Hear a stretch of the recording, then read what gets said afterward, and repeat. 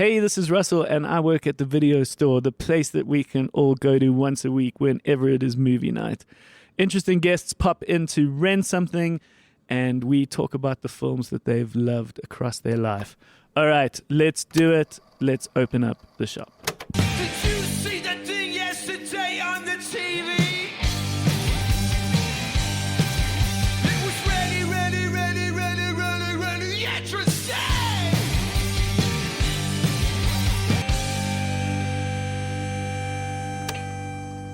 Morning, guys. Hi. Yo. We have got Perrin here today. How What's you, up? Perrin? I'm good. How are you? Lekker, man. And we got Cole. Yeah. And today on the video store, our friend Brad Katzen is going to pop in to rent something today. He is a guy, funny enough, Gad knows better than all of us, Gad who works here at the video store. But I know him from the varsity days, and he has gone on to make some films. The Domestic, which is on Amazon Prime, but today we are talking about Soweto Blaze, which is a fun stoner comedy which is now on Netflix. It's available now. It got released on 420, which is very smart and imaginative of Netflix. But it's just a great chance to have a good chat with a cool dude. Ooh, and before I forget, don't forget, at the Bioscope this Thursday, so Thursday the 25th, which is the day that this episode is coming out, we are hosting a special screening of The Fall Guy, which is the new film with Ryan Gosling and Emily Blunt. I watched it the other day. It is absolutely amazing. It's going to be such a great film for people. It is funny. It is an action adventure. It's a great sort of homage to the love of cinema and making movies. So that is going to be at the Bioscope. If we've got a few more tickets left, they will be on sale at thebioscope.co.za. But we are presenting it as the video store. So we'll be there to introduce it. And if you show us you are a subscriber to the show, we are going to give you your first barrel of popcorn free. But it's a nice chance for all of us to get together and meet each other and say hi. Cool. All right. Important that you know that. Cool. We love that. So he's going to pop in a moment. Have you guys got something to keep you busy? Yeah. I'll find something. Yeah. Nothing on my mind. Perrin is relatively new to our team here, so Cole, perhaps you can just show him around. Yeah. Did you bring your Blu-rays, dude? You know I did. Cool, man. Come show me your Blu-rays in the back room over there. We're going to be here all day. All right. Let's get into it. This is Brad Katzen popping in to rent something. How's it? Good to be here, man. Thank you, sir. Good old Brad.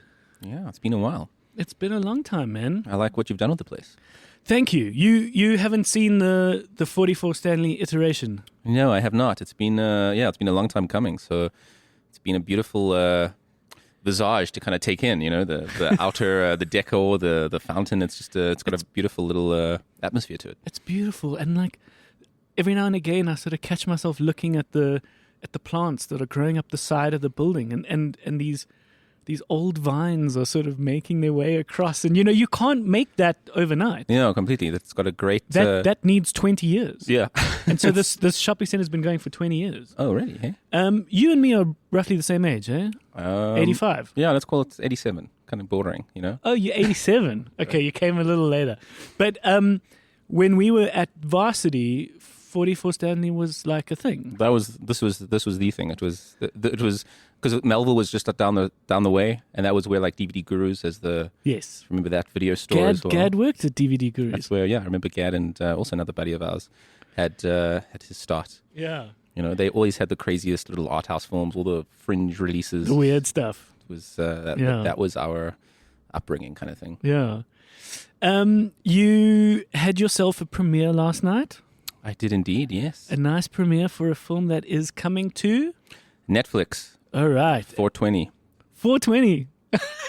That's the vibe. Oh, that's on purpose. That's on purpose, yeah. That's amazing. Okay, because it's called Soweto Blaze. Exactly. It's a love letter to Soweto and getting high in Soweto. That's the ethos. The main thing. And you've just handed me a box that I see now has got little buds of weed on it. It's a little goodie bag of sorts. We gave these out at the premiere at the end of the screening. Well, thank you for giving me one.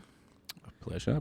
I'm glad to. Yeah. And I've got myself a hat. I got myself knickknacks. It's a little. It's kind of like it's like a munchies box, right? Is this a brownie? There's a brownie, indeed. Is it a brownie? I guess there's only one way to find out, Russell. Oh, shit. I'll leave that to you to enjoy. I've got what looks like a big bat of weed, but it's not. It's what is this what is this thing? I don't know. Maybe you should open it. What's inside? Is there a joint inside?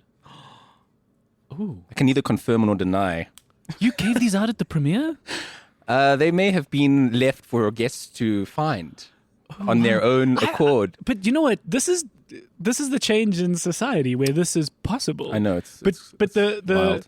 the high school kid in me is like, oh my god, this is completely illegal. It's wild because but the laws are changing. Well, so it is technically decriminalized. I mean, officially, that is the thing. It's still kind of a bit hazy on how that feels because we're in a different. It's there, but it's not. It's kind of frowned upon as opposed to like you're going straight to prison. I remember recently it being about the fact that you could grow weed in your house and you could smoke it in your house. Yeah, exactly. The selling stuff is still, that's where things get a bit tricky. But I think there's now different workarounds. I mean, they're popping up everywhere. Like I went into a place. I was in Cape Town now over the Easter weekend, and behind this coffee shop. Behind the coffee shop? Behind the counter of this coffee shop, like in where there's normally like coffee apparel or where you could buy your beans, they were selling joints. It's out in the open, and I was like, "Wait, are we there?" It's a new dawn, man. It's it's wild. So that's kind of why I needed this film to come as soon as possible because it may become as like chilled as just going to get like a beer or something. And I needed, I needed the steak still to be up. Otherwise, it's like, a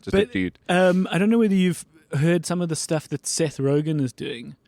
At least in America, he's trying. He's a famous stoner. We all know this, but he's actually trying to do some smart advocacy for now that things are changing. There's so many people that are in a prison in America for things like weed. Yes. And so he's trying to change a lot of the legislation. He's doing stuff. He's a part of like.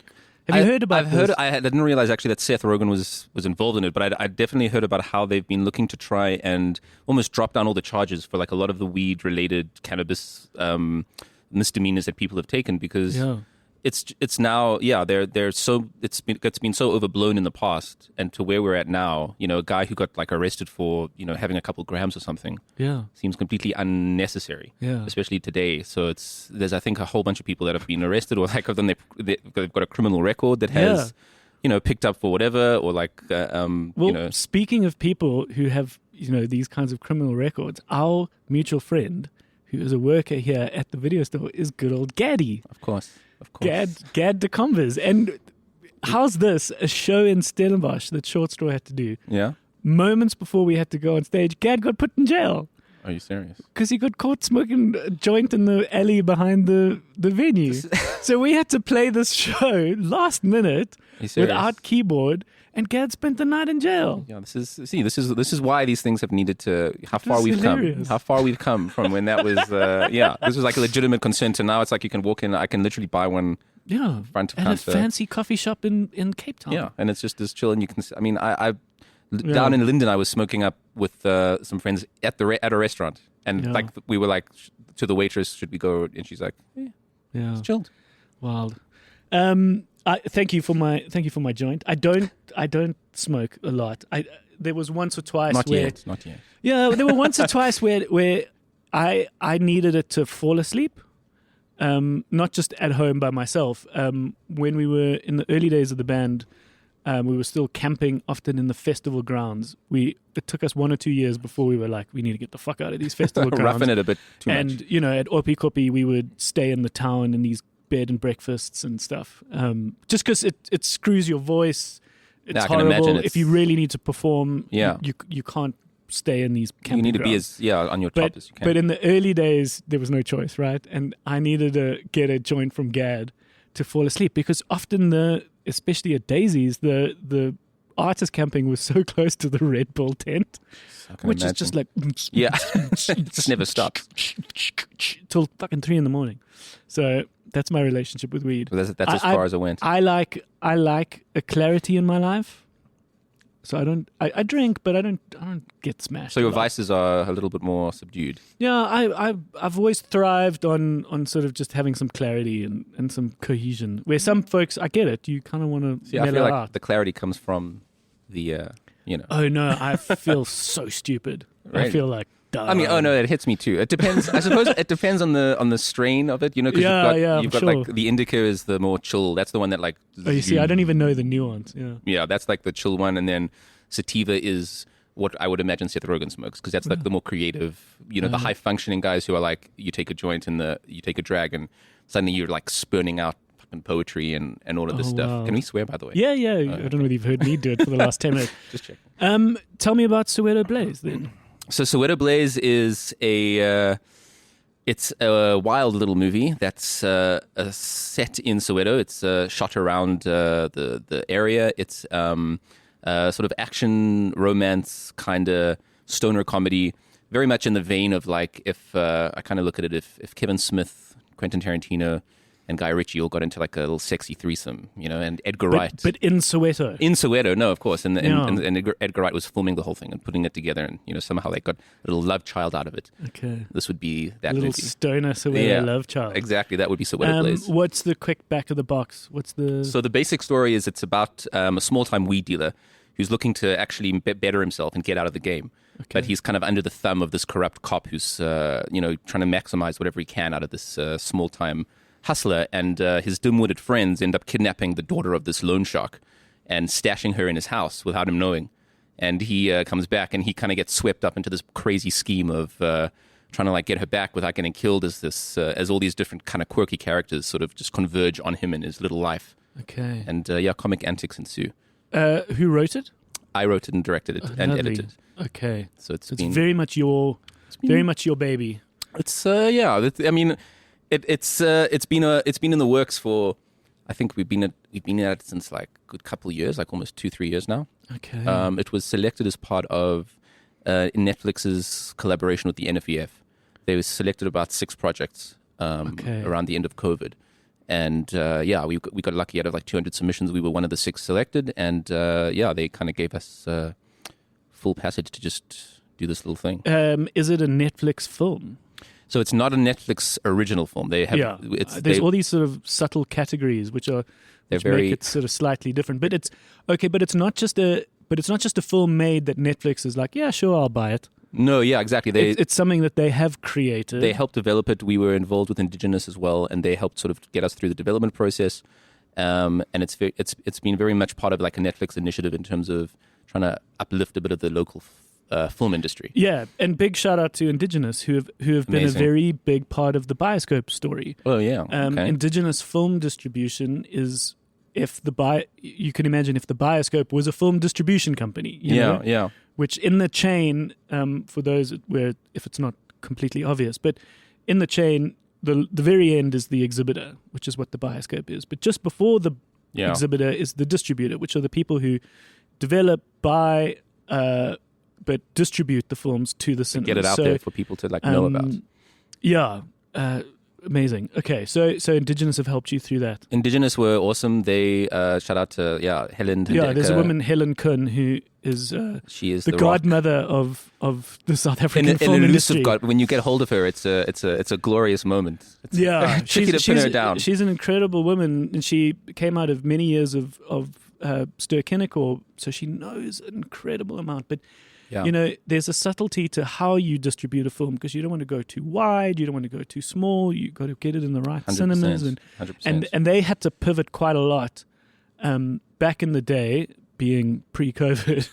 before we time. would do 5 or 6 South African film cinema runs a year, where now it's 1, maybe 2, because guys like yourself are very understandably doing stuff for the streamers, which makes sense. And I think it's amazing because It's as much as some of these South African film runs did work at the Bioscope, millions of more people are going to see your movie. No, it's exactly great. that. It's the eternal debate of you don't get the big screen, but you get the eyes, right? Sure, but you got the big screen last night. Well, that's it. So I think there's still a place, and the Bioscope this year, funny enough, has hosted a number of Indigenous premieres, kind of similar. We could have maybe hosted yes, yours, yes. but I think maybe for you, you needed a bigger cinema, which is great. We needed a bigger boat. Yeah, lovely. No, there's a 100% a place for that.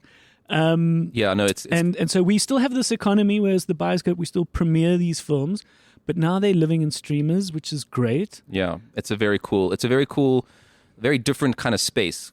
But I think, yeah, I mean, look, the unfortunate reality is that cinema is not what it used to be. I think before Sure. COVID, we had a very different landscape of how we accepted things going. Well, and certain things were coming. So for those, what we're talking about is like pre-COVID, the writing was on the wall, but it was coming. It wasn't quite there, which was the fact that the mid-budget the film. mid-budget film was getting lost. There used to be a place for that, like 10 to 15, even $25 million production. You know, there was even I'd say, like, inverted commas, the adult-oriented drama or something that was a little bit more free. You know, things that could just... The best example is the sort of comedies we know, the sort of Will Ferrell comedies, or the Seth Rogen comedies. The romantic comedies. Those kinds of films used to be a bit of a cinema event, but now those are being enjoyed at home because so much of that is available on the couch. So when COVID struck, we actually got quite a few journalists. You'd find this, I think, interesting. Mail and Guardian wrote something, Daily Maverick wrote something, and they were interviewing me going, what's the future of cinema? And I said, I think I'm going to be okay. I think I'm on the right side of evolution because I think and we're seeing it literally right now. Yeah. Cinema's going to go in two clear directions. A small boutique, Fringe, undergroundy, cool little cinema like the bioscope could work because we're going to have classic movie Sundays and we're going to have documentaries and 100%. workshops and smaller filmmaker premieres and film festivals and, more niche. And the other angle will be big IMAX, fucking June 2. Yeah. Where I got it. Now this year we've got DCP at the bioscope. So we can now screen these bigger studio films. Brilliant. And so it's a lovely addition to the bioscope. That's awesome. But something like June 2, you could put yourself in my shoes. I know we're not going to get it in week 1. I don't want to get it in week 1 because every person like yourself and me and everyone else who loves Dune, we know. You're going to watch it in IMAX. Of course. That's literally the optimal way to see something. And that is a fucking cinema experience that I will never forget because I don't know about you, but Dune fucking in IMAX rocked my world. I thought I saw it twice. So it was insane. It was lovely.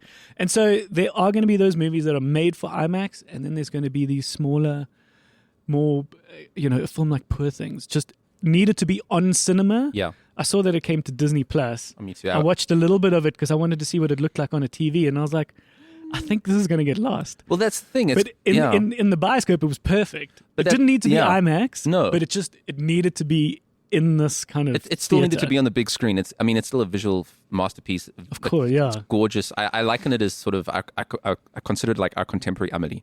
It has that same feel to me of what Amélie did for us in the 90s. Yeah. Poor Things has that, but it's a little bit edgier. There's a little bit more bite to it, but it's still got that same like life-affirming optimism to it. Amelie's my high school crush film. Really? I've said that before. Yeah, it might even be my settle down. You're gonna film. go? Ooh, I was wondering if it was going to go that far. Yeah, I think I've married my high school crush. It's Just one of them. because it's just one of those. I fooled around with her as well for a while, Yeah. and it was glorious. I still think back fondly to our time together. It's, I should give her a call again, see what she's up to. Actually. Lovely. Okay, but how great! At the time that this episode's now come out, your film is going to be on. It will be currently streaming. It'll be on Netflix, which is great. So we want you to go over to it. Best enjoyed, probably with a packet of knickknacks. Definitely, maybe get a bit of a buzz going, light up, kick back. Yeah. Strongly recommended. Lovely. Cool. Well, I think guys must just go and watch it and enjoy it. We take this little journey. I think let's go through it because we want to get to know you a bit better. We want to unlock some memories. We want to and talk about film along the way. Yeah. Where did you grow up? So I am born and bred Joburg. Nice. South Africa all the way. Samesies. Same all the way. Yeah, man. Where in Joburg? Around Rosebank side. Okay. So that was it's the irony, I guess, being from Rosebank. I was schooled around like Sandringham, sort of Edenvale side. So kind of getting a nice rounded. Okay. Why? I'm not sure. You got to ask my mom that. What school? I was at Sandringham. Okay. I went to Crawford before, I was with Okay. my sisters, and my sisters weren't having a great time, so my mom pulled them out of there. And You went to Sandringham, but you lived in Rosebank. yeah, Weird. it keeps me up at night sometimes thinking about these things. What was the film that came to you quite early on that Man, that's you can remember? This has been sitting with me since it was brought up all those times ago. Right now, because it's actually something that haunts me a little bit. In that I actually don't have like the defining film that was like this is what I want to make. No, it certainly doesn't have to be defining. But just what are the? Well, this is the thing. So my I'm always dad. curious to know what comes first in your thoughts. Yeah, my father was like huge, like a movie buff. Like the reason I'm here is because he was showing me films before I could even talk. Like he was that. Oh, interesting. Yeah, his dad, in fact, was the first person to bring a drive-in theater to Joburg, like all the like long back in the day. This is Grandpa, Great grandpa. Yeah, great. I never even knew him. Unfortunately, I never met him. not your grandpa. But my dad's dad. Yeah. Yeah, so your grandpa. That guy. Okay, Yeah. I'm bad with the timelines. You fill in the family tree. Yeah. But yeah, so Which it's- drive-in? I don't even know. It was somewhere by. Because in our early childhood, there were still one or two that were left. It was not one of those. The one that was functioning was the Veldskun Drive-In, Is which that is at Menlyn? no. The Veldskun Drive-In you could see from the Malabongwe off-ramp. So it was Randburg. It was bottom of Randburg before you get to the highway. Interesting. I must look into this. It's gone. It's No, it's yeah. now fucking townhouses. But bastards. then in the early days of Maboneng, we still had the infrastructure of the Top Star Drive-In, which was the mine dump in the back of the city. Wow. Now, just imagine this. There was a mine dump in the back of town, just on the fringe of town, but in the south fringe. Yeah. And you drove up this spiraled road to a huge thing with the city below you. I mean, you cannot imagine Sounds amazing. how incredible this was. I used it in a student film as a location, but wow. they stopped screening there long before. And then Sucks. eventually they reclaimed the land because a combination of just its value, Yeah. because it was this mine dump, it wasn't a natural mountain, so it can be very easily excavated. Right. And I think they also discovered that you could actually go through some of these mine dumps and still find It's like some resources. some resources that were sitting in these mine dumps. So it's no more, but it was this incredible sort of mountain at the back. That's amazing. That's amazing. When MTV Base came to DSTV and to South Africa, where for the first time we now had this MTV Africa channel, Presence, yeah. they did a launch at Top Star Drive-In with Will Smith.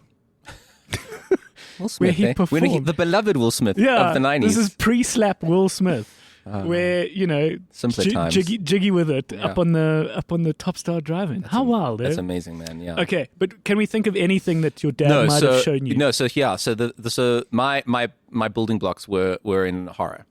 So I was like, yeah, I was being seen to some wild shit. I was watching Hellraiser when I was like 8, and it was glorious. Okay. I was, yeah, kind of that. It's just, well, John Carpenter's like Prince of Darkness, The Thing, Evil Dead, all of those. I only got to the thing in lockdown. Really, Yeah, I somehow missed it. I was never a horror dude. really, no, I can honestly say I fucked all the way. Horror was like my jam, man. It still is. That's kind of why.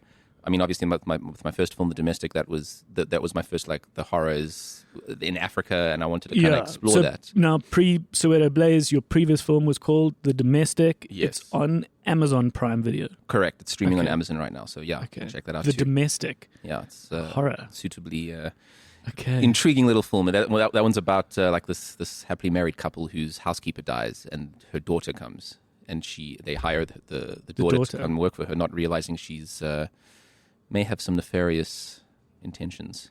Okay. Kind of starts trying to break them up from within. Very kind of like that old like Hand That Rocks the Cradle vibe, that like old school What's that, 90s Michael? thriller. What's that Hanukkah film? Funny Games. Funny Games, yeah. Kind Where of it's like it's a slow, unsettling horror as opposed to very much. Yeah, boom. very much. It's all about the tone and the dread. It's not jump scare city. Yeah, I'm yeah. not really a fan of the cheap scares. So it's trying to be Yeah. a little bit more subtle in that say. But yeah, that my kind of grounding, I'd say, was pretty much watching all of those kinds of things as a kid, and just really kind of getting into the wild madness of all that stuff. Yeah, The Thing is on Netflix, I think. It's a masterpiece. Which is totally worth watching. Always. And what we've said it a few times on the show, that it's this old practical effect, so it's pre-CGI. Yeah. So when The Thing shows itself, and It's all in camera. It's these weird spidery sort of extended necks, Like exploding heads, this all this. like Lovecraftian, Cthulhu-esque, cosmic horror stuff.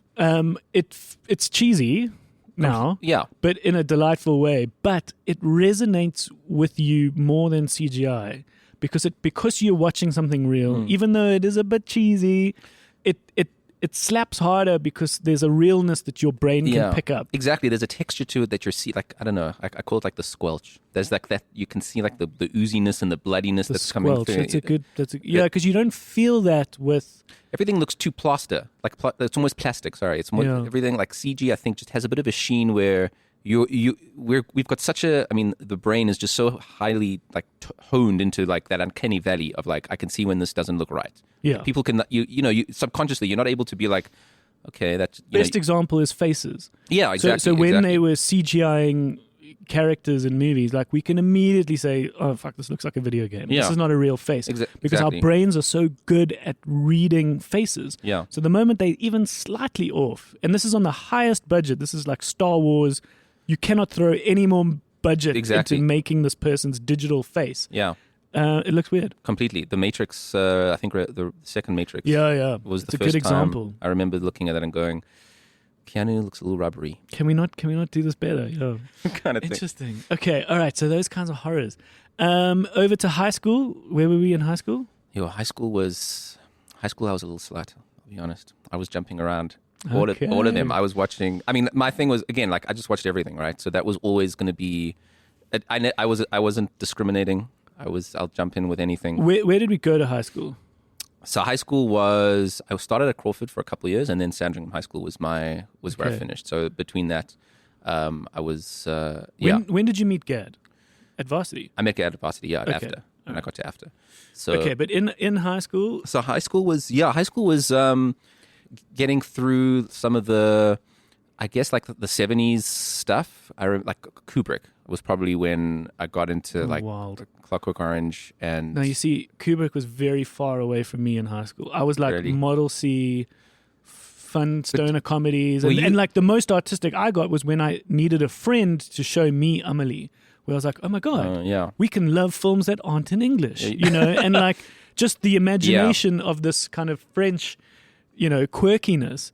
But I mean, my God, I was not into Kubrick yet. This is the thing. I'm curious. From your side, like, because I knew I wanted to make films. Yeah. Like since I was a kid, it was primary school. I'm like, the question, what do you want to be when you grow up, was always like, I just want to make movies. I couldn't, and again, I can't remember why. I never saw a movie and went like, I want to be the actor, or I want to be. It was just in my head, like, I want to be the guy who actually makes all of that stuff, kind of thing. And that's amazing. So it was always in my head. And it's just so great that it literally has worked out, because knock on wood. there's a handful of, we all want to be Tarantino, but like we can't all be. No, completely. And that's why you just do what you can, and hopefully if I can roll the dice. But you hear from people like yourself where it's literally that you're like, there's no space in my brain for something else. Well, that's it. I was all in, and again, I blame my dad for better and worse. I never had a choice to do anything else. He wasn't like. What did he do? He worked in retail. He worked for Pick and Pay. Okay. But loved movies. He was he's a crazy movie buff. He was always. Well, I dabbled with a bunch of things, and one of them was photography, where I wanted to be a photographer. And I'll never forget meeting a guy who was the dad of a buddy, and he was a professional photographer. And we even had a band practice once in his photography studio, because it was a big enough room. Oh, nice. His son was in my band at one point. And I thought, hey, I'm going to pick this guy's brain because he's a photographer. And he was like, just keep it a hobby, man. He's like, maybe I caught him on a bad day. What you never want to hear. Yeah, maybe I caught him on a bad day, but he was like, photography is one of those things where it's like the moment you need to do it professionally, you're going to get compromised before you know you're going to be taking photos of food. You got to be okay with that. But keep it as a hobby where you can still do as much photography as you possibly want, and you're free to do it. So it was an interesting thing to hear, because it was like, maybe you don't want to do this professionally, but I'm not saying don't do it.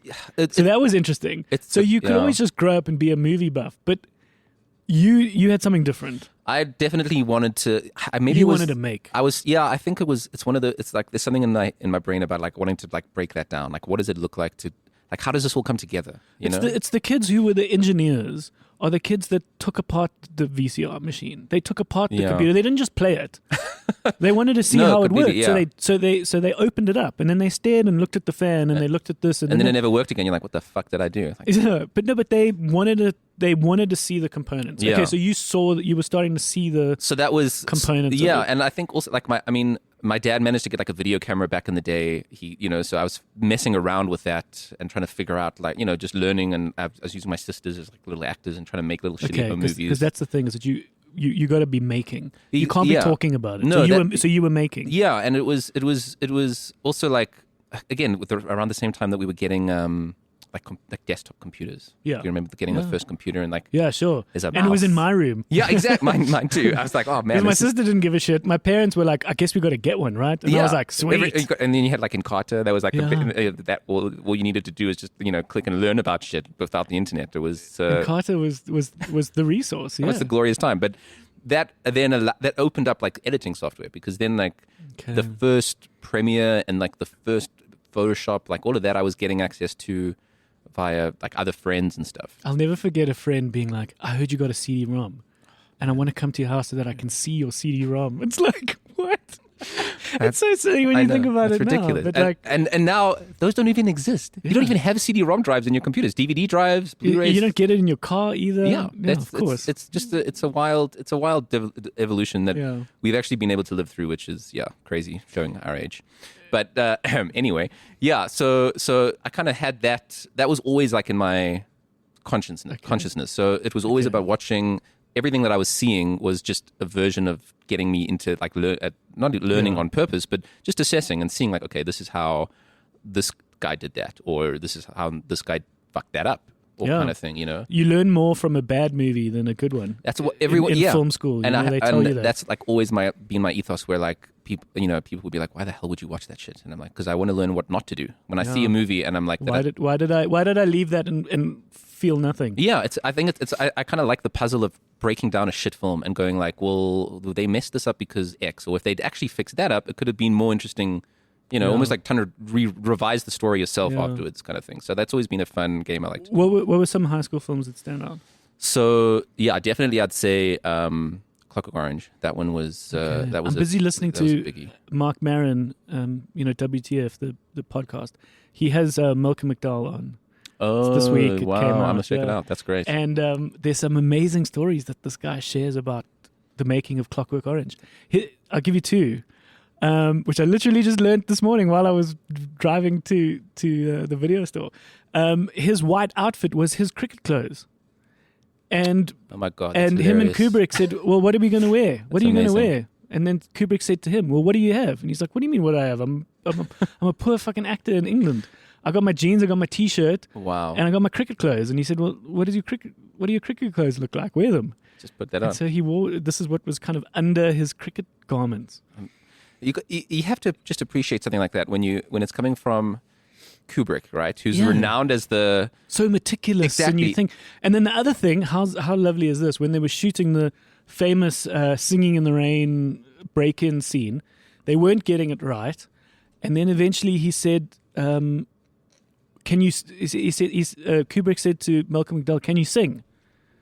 And he sort of, this is after days of trying to Yeah. workshop the scene, and he says, yes, I can sing. And he goes, I'm singing in the rain. And he just did that because that was the first sort of song he that had. came up. And he sort of did this like sort of dance to him, and Kubrick said, that's it.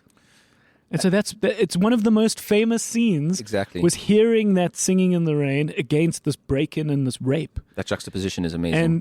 But it just came out of that moment. It How helps. lovely. And it's fucking amazing to hear that Because kind of stuff. it humbles you, right? It humbles you, and it makes you realize that like you don't have to know every little detail. That all kind of like it But he's figures not itself out. he's not always the savant genius. And of course Yeah. there are these things that are amazing, and you can give a lot of props to these people, but they're just people that are trying to figure out a scene, and Yeah. something happens and you go, shit, But that that's works. it. You can prepare as much as you like. You just, as long as you're open to those moments, Yeah. right? That's I think where you get that balancing act between. Did you get a couple of that on Soweto Blaze? Yeah, I'd say like, to be honest, like half that film is that. Is it 'Cause improvised? it's not necessary to a point. It was improvised because a lot of the film's in vernac. So I'd written, obviously, I wrote the script, and then when I'm workshopping with the actors, like we had a bit of a rehearsal process, and in the rehearsal, I call it like sort of semi-improv, where we'll improv other versions of a scene or how stuff can But play you got to out. get the same sort of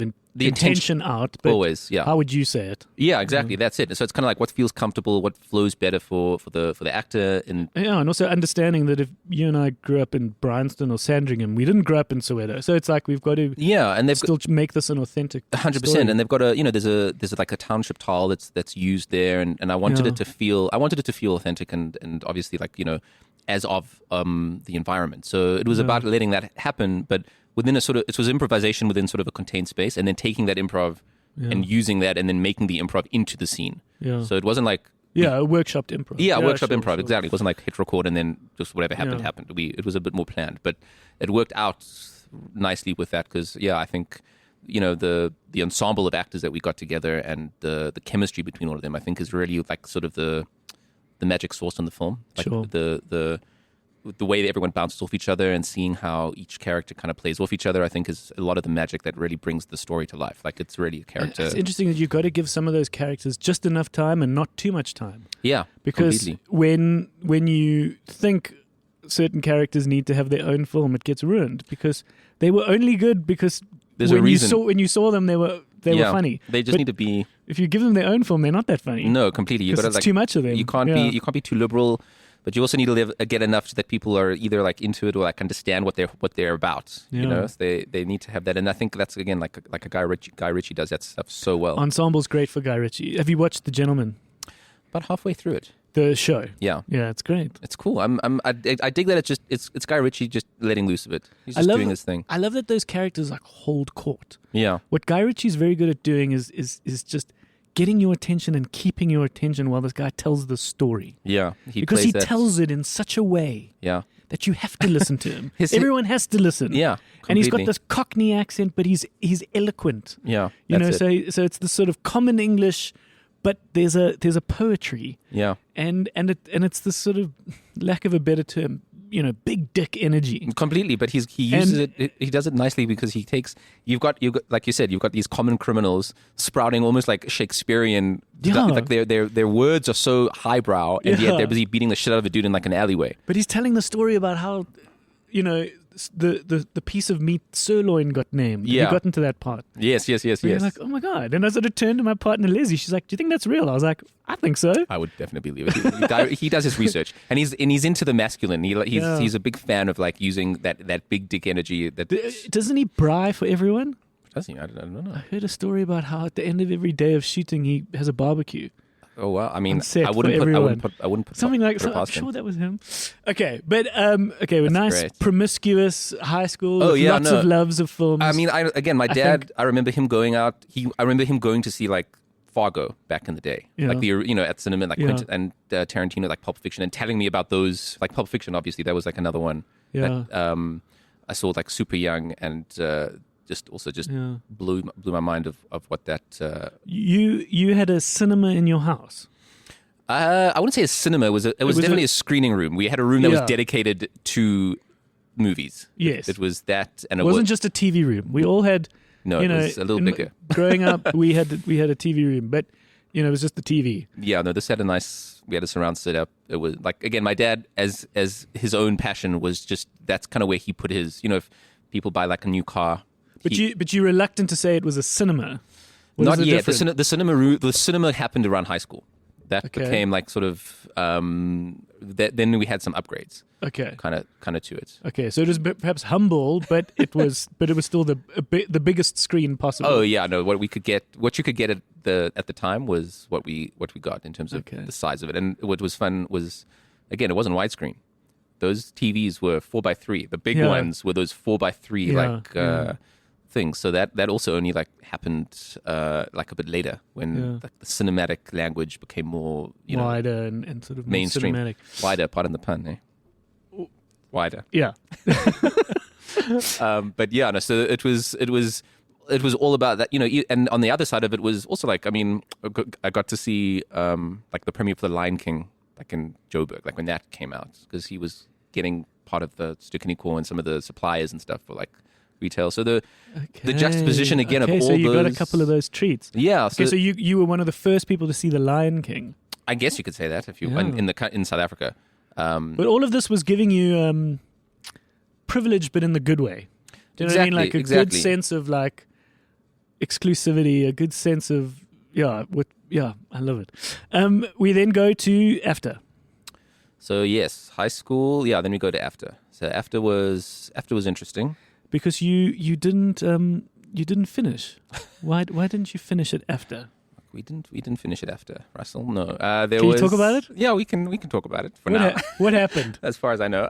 So I got about 2 years in, and then they kicked me out. They were not a fan of. Well, I was not a fan of some things that they were doing there at the time. And let me preface: this is a long time ago. But their sort of approach to teaching. Their approach to writing. I studied directing and writing there, and I found very quickly that I kind of got a little frustrated with their approach to how they saw like their version of the 3-act structure and just like storytelling. Okay. It seemed a little bit redundant. Sure, but that could be just a little kerfuffle or a little disagreement. Why are you kicked out? My own hubris as well. And I started... Good that you can admit to that. I'll take it.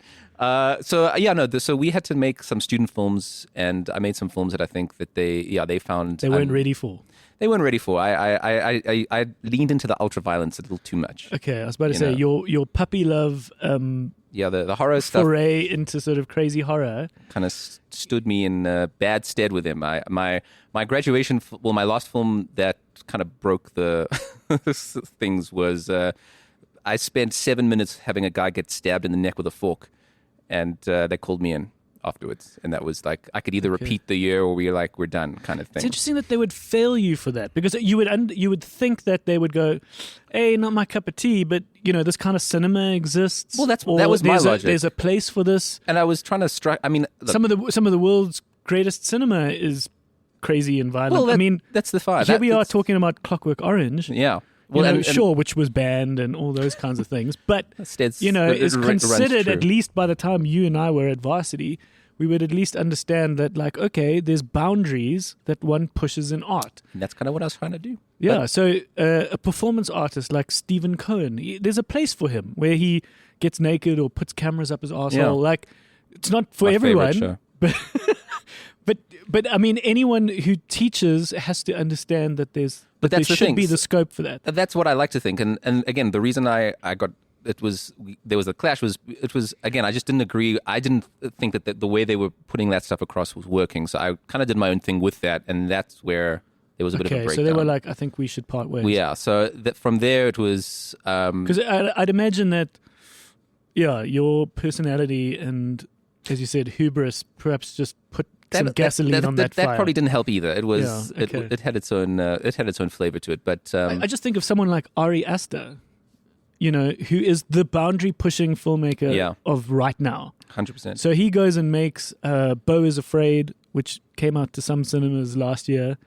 I sat through it and I was like, I don't fucking like this at all. You were not a fan? No. Well, I'm a fan of the idea. I'm a fan of the fact that this exists. I'm a fan of the fact You're glad it's out there. Joaquin Phoenix sort of did this. Yeah. Do I like the movie? No, but that's the point. Exactly. He tried to make like the most confusing, uncomfortable, fever dream of a film. Yeah. So it's not meant to be loved. No, but my God, did I not forget it? It's an exercise in anxiety. Yeah, and Midsummer as well. It's just this like it's that same kind of creepy horror. It's like you'll see things that you never thought you'd ever see. Yeah. But thank you for showing us the line. You very much crossed it, but how magical is it that we found the line? And now it's gone. And now it's desecrated. It's great, yeah. And it'll never be the same again, but you just need those boundary pushes. They've got to be there. And that's kind of, so then, better and worse. You then went on to Wits? So then I went on to Wits, and I had to start again from Wits. So my couple of years at AFA had been the qualification didn't things cross over, because you're going from a sort of more of a diploma to a degree. Yeah, so it was now like a BA honors degree that had to be like properly Okay. Established and stuff. So yeah, so then I went on to Wits, and Wits I fucking loved. I thought Wits was awesome. Wits is great.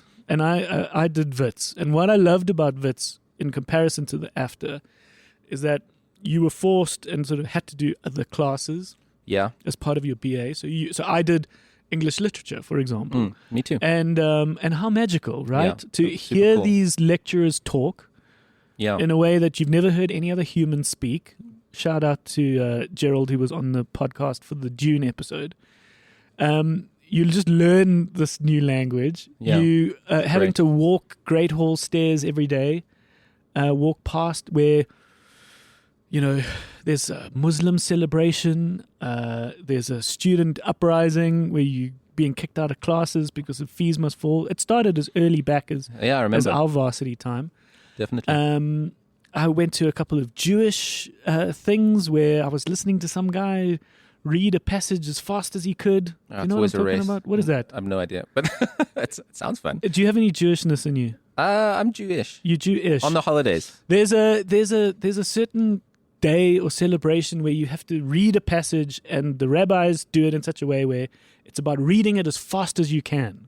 I mean, it sounds silly, but he's going, Wow. and he's doing it in like one breath. I should know this, I think, but I'm terrible. And then you'll find this hilarious. So it's a particular passage of a particular part Okay. of Not Shabbat. I don't know if this is the Torah, but terrible. Truth.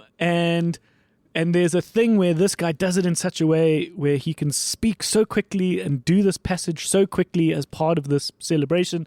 He still had some breath left over, so he had to whistle with him. And so I was sitting in this room with Claudine. Shout out to Claudine Ullman, because she took me because she was like, "You got to see this. This is interesting. This is a fascinating part Sorry, I of missed it Jewish myself. culture." Yeah. It was in a up room back corner of the Matrix, which is the shopping student I remember, center yeah. of All the Wits. restaurants and stuff were there. Yeah, and so he read this passage in Hebrew, and then he wanted to show off, or at least celebrate the fact that he still had air in his lungs. So he then had this whistle. So he gave this long passage, and then went, "Beep," and like everyone cheered. Oh, wow. And I was like, "What the fuck did we just watch?" I will find out what this is because now I'm very curious. And I was just like, you could only get this from Wits. Yeah, I love the melting pot of it. Because when I then had a little to do with AFTA, I appreciated the fact that it was probably a bit closer to a film set, Yes. where it's more real, it's a bit more practical, and it's a bit more hands-on. So whenever we had these student film festivals, the AFTA films always looked a lot better. Because Yeah. technically this was someone specializing in cinematography, or they were specializing in editing. So a lot of the times the films looked better, Always, but the yeah. Wits films every now and again were better thought through because they were coming from filmmakers that had maybe sociology, or were hanging out with the anthropology kids, or Yeah. were reading English literature and getting exposed to English lit, or we had that introductory class which was called FEPA. Do you remember that? It became drama and film, which was like the spine subject that we had to I take know which one you're talking throughout yes, our BA. Yes. And that was broken up into all the disciplines. So all the art students came together for that one. I remember that. And everyone hated it because everyone was like, I want to be a film student. I'm not I was interested in about to opera. say, I blocked it all out, but now you're Yeah. like unlocking. And the music students were like, I don't want to learn about Italian neorealism Yeah. film. This is not what I came for. Yeah. But then after 4 years, you're like, I get it. Yeah. No, Because completely. my, architecture, there was like a little bit of architecture, or there was a little bit of performance, or a little bit of, Dadaism. I mean, and you're yeah. like, and you leave that going, oh my God, my brain is just so expanded. Exactly. It helps open things. I mean, I ended up fucking studying. I did a year of sign language because I needed like an extra thing. A buddy of mine at varsity also did sign language. And it was like it was a wild little course, but we ended up doing like these tours to different like deaf schools and like meeting a whole bunch of like just like again understanding how people see the world in a different way, when they're having to communicate, which in fact informed like one of our experimental films, which I did with Sam Nell, which I think we also know. Okay, yeah. Shout out to Sam Nell, who was a customer here at the video store. Yeah, she's awesome, kicks ass, and we collaborated on that together, and that was a film that we had no dialogue. We were like, let's make an experiment, let's do a short that no dialogue, no like human characters even. It was a weird ass thing about Nice. talking boxes, Arty. very completely bizarre, but it was again all of that kind of stuff was what I loved about Wits, in that I would never have been able to do something as outlandish at AFTA just because of how constrained I felt there approach or you to just this weren't stuff. exposed to it. You And just even the that thought too. didn't occur to you because nobody said, "Hey, do you want to do a sign language course?" It's like see what else you can like, dabble in, and and I really appreciated how Wits gave you the freedom to just they're like, okay, you need to do this. Here are your tools. See what you can play with, and it allowed you to fuck up in interesting ways. Not And Wits doesn't care about you in For better and worse. the best way. Yeah. Like it's up to you. yeah, exactly. You know, so there's none of that petty. We don't like the violence of your yeah, film. we're not watching your shoulder and like trying to be all like snooty Interesting. about it. So You'd appreciate this. One of the lecturers at Wits said in one course, he said, "I don't want to see a gun. I don't want to see a gun in any of your films. okay, Here's interesting. why. He says, I don't think you guys understand the sheer power and effect of a gun in real life. You can prove me wrong. So if you think if you've grown up, I don't know, around the violence or the understanding of the gun, or if your film shows the sheer weight of what it means to actually hold and fire a gun, you can prove me wrong, but I don't think you have it. So don't test me Yeah, unless you're confident. the fucking gauntlet is thrown down. Because every student film is all about fucking shooting guns at each Yeah, other, and they're yeah. all, because everyone thinks. That's cool. It's what everyone's Cool. to be Tarantino. Everyone's trying to do the gangster. And on that note, can we chat for a moment about Civil War? Have you seen the movie I Civil haven't War seen yet? Silver. Have you seen it? Yeah. We're screening it here at the Bioscope. Alex Garland's new film. And just on that note, because I don't want to get too much into it then if you haven't seen it, is they treat the guns of this movie. The sound is different. The sound design is different. And I realized that when you watch a Die Hard or a John Wick where there's gunshots going off every second, they're loud enough to show your brain that they're gunshots, but they're a little bit muted in the sense that you're a bit desensitized, Yeah, and they're not that loud. right. But if you've actually fired a gun in real life, have you shot a gun? I have indeed, yes. And you realize how fucking loud that insane. is, and It's how like powerful a gun really is when you hold it. It's heavier than you think. Yeah, It kicks in a way that your body's not ready for. When you watch Civil War, you realize the sound design makes every gunshot piercing power and through. powerful. Anyways, we're going on a tangent, That's but now it's a I'm lovely excited. thing. Like, have you seen 1917? Yes. You know yes. when that bomb goes off Yeah. in the bunker, especially when you hear it in good When sound. you feel that. You feel it. You don't even. It's just yeah. It's not just loud enough to be loud, but not too loud that it doesn't offend. This offends you. No, exactly. And It rocks your body. it's terrifying. It kind of a lot of it has also desensitized us to that. Yeah. Like where it's become a bit too. And I mean, again, it's like very Tarantino-esque because he's known for layering and using like authentic sounds, and then like a Django Unchained when that guy Yeah. fires a pistol, it's like a cannon, and Yeah. it sounds awesome, but it's not real necessarily. Yeah. And Interesting. it's What came to you around Varsity? This is our it's getting serious. it's getting serious, and 'Cause it doesn't things- get more serious than Kurosawa. Oh shit. Yeah, that was Seven Samurai was the Okay, so famous Japanese filmmaker Akira Kurosawa he was the man, is considered by many to be the sort of one of the godfathers of film. if not the yes. And over in Japan was making these incredible films, many of which got adapted. yeah, So the famous cowboy film, The Magnificent Seven, all of that was a Western copy of Seven Samurai, which is a timeless classic. masterpiece. It was that. I remember seeing like 99 was the year, right? I think Okay. in terms of where that was the year of the Matrix. That was Yeah. the year of Fight Club. Yeah, That it was was the the- end of the 90s. It was yeah. the year. I mean, Magnolia, Oh yeah, like yeah. Amelie.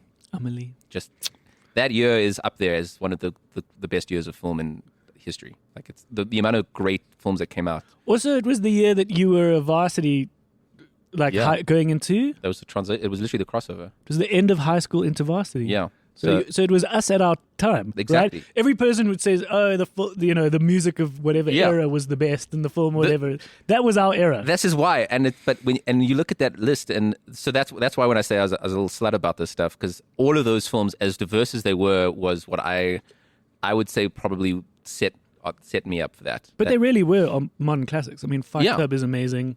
all of The that Matrix was amazing. exactly, and then from there, that's kind of when, and then I kind of you start going backwards a bit, because then you hear those filmmakers talk about what they loved, and how what their influences were, and Kurosawa was that constant coming up. So going back to him. So in your varsity era, you were going back to Kurosawa.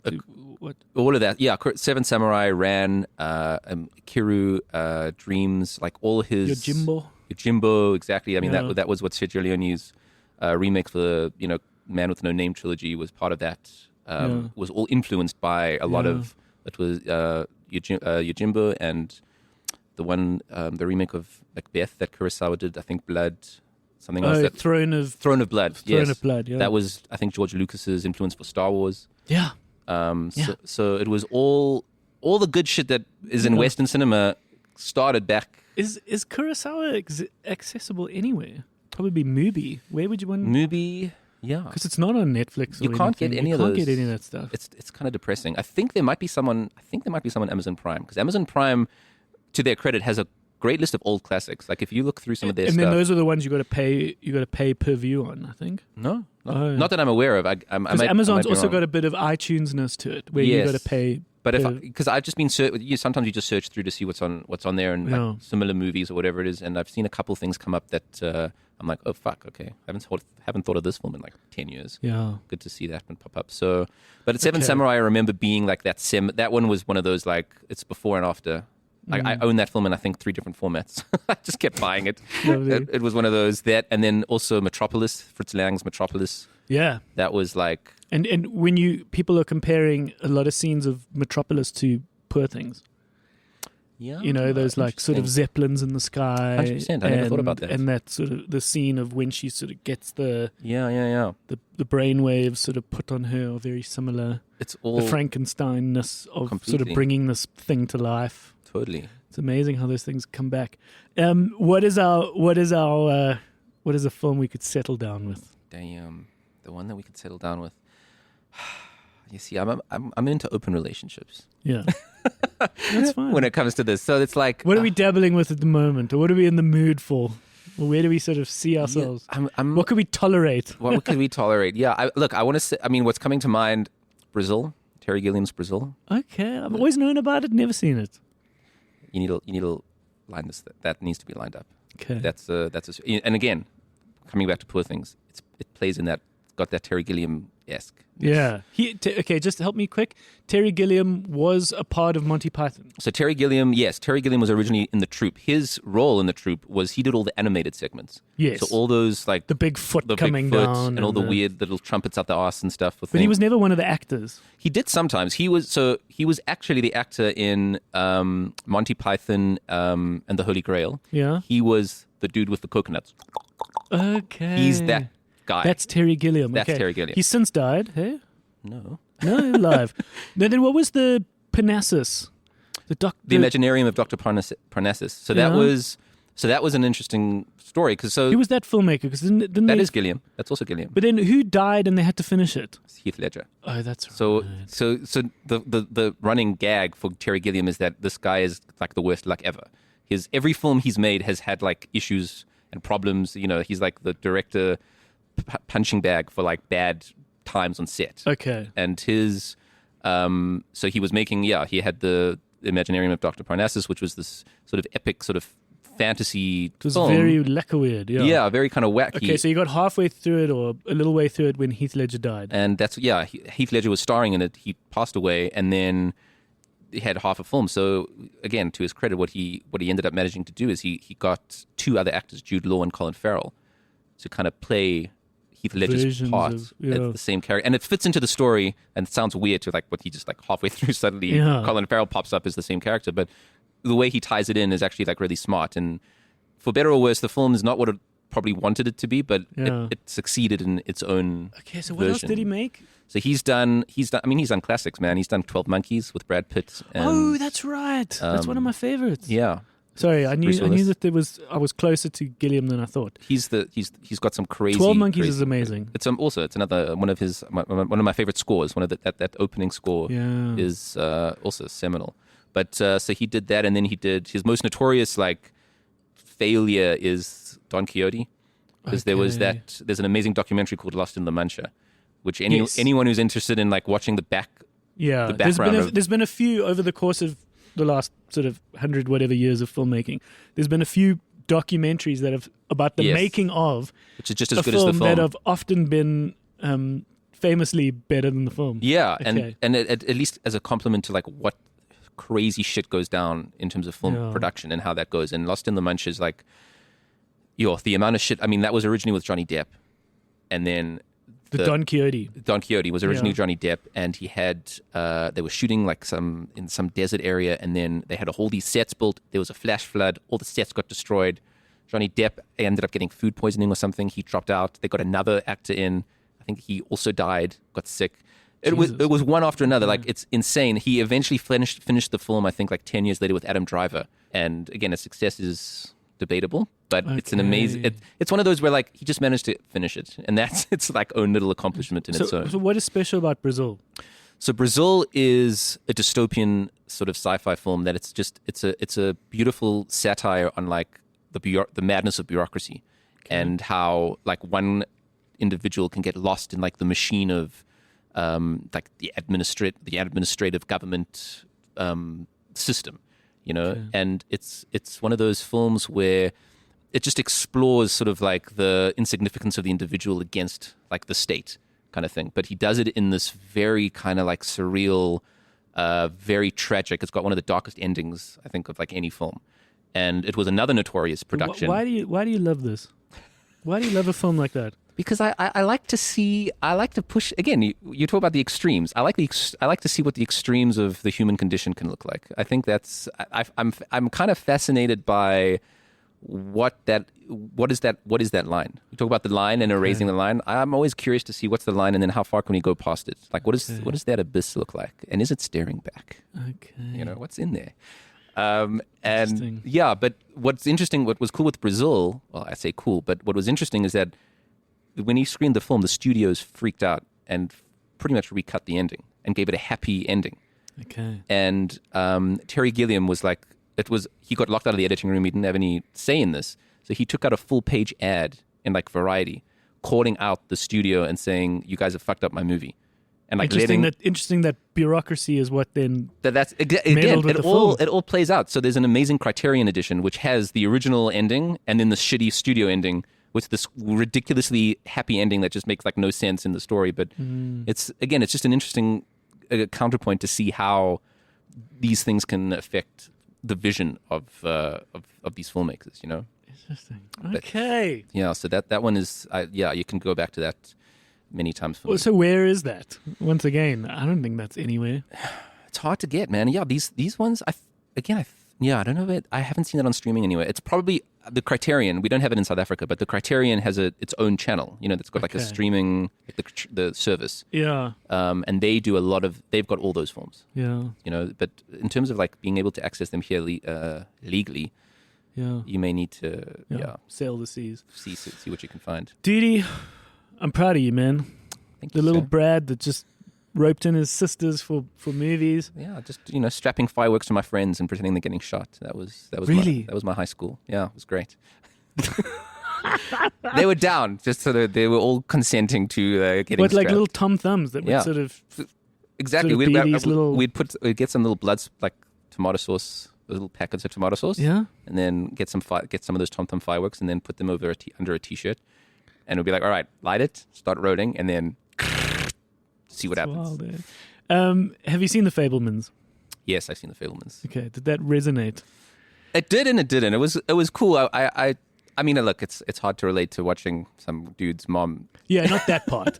Yes. The Fabelmans is But no. Steven Spielberg's Yes. sort of effectively his autobiography that he made himself, which is real interesting. Which is very interesting. I agree. But no, it scratches that itch of just like the magic of filmmaking and the dream of filmmaking. And how these, it's the 10,000 hours. It's just this idea that every great filmmaker has got these stories of them, pyrotechnicking their friends, Exactly. So it's just so lovely that you did do that. And it's so lovely that you've got these films that have gone. You said your short films went to Cannes. Yes, thank you. Yeah, no, we got You've very got this lucky. other film on Amazon Prime, and you now got this film on Netflix, man. So you're on your way. Crazy times. You're well on your way. We're doing what we do, man. We're trying. Lovely, man. I'm happy for you, and Thank I hope all the stoners around South Africa, enjoy it, and others enjoy it. Obviously, That's the idea. Coming out on International Stoner Day. Exactly, 420. We don't know why that's the Stoner Day, right? Famously, I had to explain this to my future in-laws. We were on a game drive, and this guy had these tattoos on his hand. Oh, And 420. it was while we were all having sort of sundowner drinks, and then I said, so what's the tattoo say? And then I noticed it immediately that it said 420, and he was like, no, I don't want to talk about it. And I was like, I know. And then everyone was like, okay, now it's a thing. Yeah. And I was like, okay, well, let's get into it. Why? So- and I sort of had to It's a fun justify why conversation. I know this. That the 20th of April, because it is 420, has become this kind of day for stoners At 20 past 4 at 20 past 4. is like this thing. Because it must have been like a criminal code. Surprisingly, not that. So I'm a little shaky on the exact specifics, but essentially, from what I know, it originated in California, where there was an area that where people would go and buy weed, like at a certain time. It was like known. You go to this place, This particular sort of shop or Yeah. dispensary, or not even under the fucking highway somewhere. Yeah. But that was like the meeting spot was 420. At 420, you could go there and you could grab a thing. So you probably find that because it was in a California or something, it probably made its way into like turned into like a meme and started to spread. It probably worked its way into like some like hip hop lyric or like It became it just so spread it just became a thing. Okay, so Exactly. people around the world It just- celebrate 420 out of that. as the sort of celebration of marijuana. Yeah, so you smoke up at 4:20 at 20 past 4. So That's the you vibe. must have had this film ready for a while, but did you say I want it to come out on 420? I wish I could say that was me, but Netflix called it. Or they were like, we should put it out on 420. I was like, because we delivered the film to them last year, sort of towards the end of last year, and I was just like, all right, let's get this out. Like it's been, let's just do it as soon as possible. and then we got word that no, they're holding out. They want to do it. They want to release it 420 next year, and I was like, fuck, that's a good idea. yeah, So it's like, all right, we'll wait it out. yeah. Damn it, but yeah, no, it was worth it. It's a super cool. I love that. It's a cool nice that they're little in supporting joke as well, because it's not popular that everyone knows 420, but it's one of those, Exactly. if you know, you know. That's it, exactly. Okay. So and it's kind of like that's sort of how the whole film is. I think there's a lot of Okay. little in jokes and things, and I'm just like, I just threw everything out there, and yeah, those who get it will get it. Those who don't will be like, what the fuck is this? So Oh, lovely, man. but yeah, Lovely, Didi. Thanks for the visit. thank you, sir, for having me. Thanks for the chat. It was lovely to catch up. Awesomeness, man. Yeah, great setup here. And best of luck with the film. And yeah, on to the next, I'm sure. Always, definitely. Yeah, lovely. Cheers, man. Have a good one.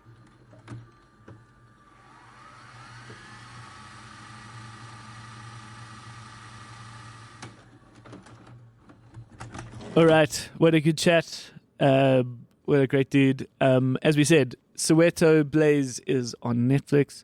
Let us know what you think of it. And thanks for listening. Our home base is thevideostore.co.za, and you can find links to other episodes. Every Tuesday we have a chat just as us, as guys behind the counter, and then on Thursdays are these kinds of episodes where we've got a guest popping in. All right. Thank you for listening, and we will see you again next week. Schwacker. Lekker. We panicked. I panicked.